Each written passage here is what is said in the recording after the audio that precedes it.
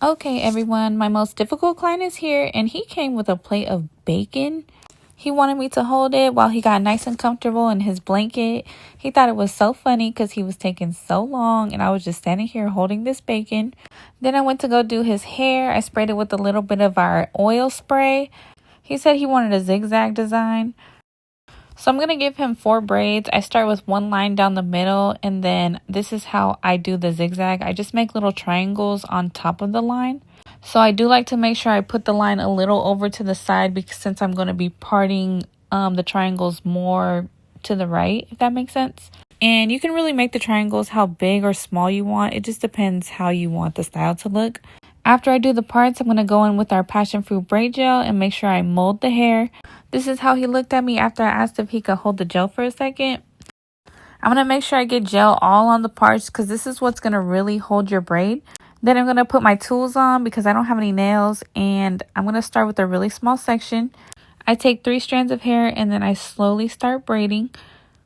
You want to try to make sure all the parts are the same so you get that nice clean effect. But also when you're going in the shape of the head, especially on the sides, you want to take more from the part that's closer to the middle of the head.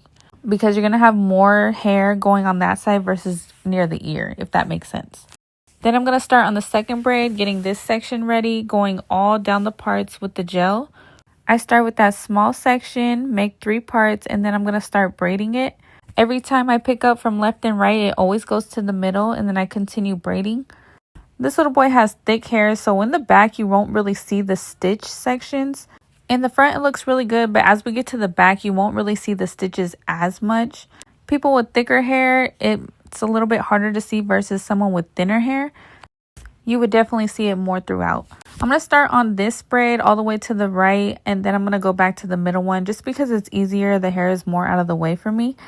And this style really didn't take us that long. I think we started around 9 and finished by like 10. This little boy was getting hungry. He asked for a snack. So after this braid, I went and got him a cookie. I told him we're on our last braid, his favorite braid.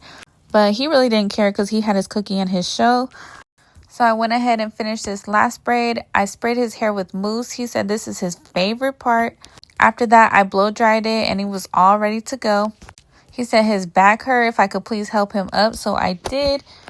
Then he started to head toward the mirror so he could take a final look.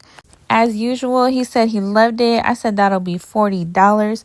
This little boy reached into his pocket. He started to hand me the money, but he did not want to let go. After I finally got him to let go, he headed to the door and then he left. This little boy gave me $2.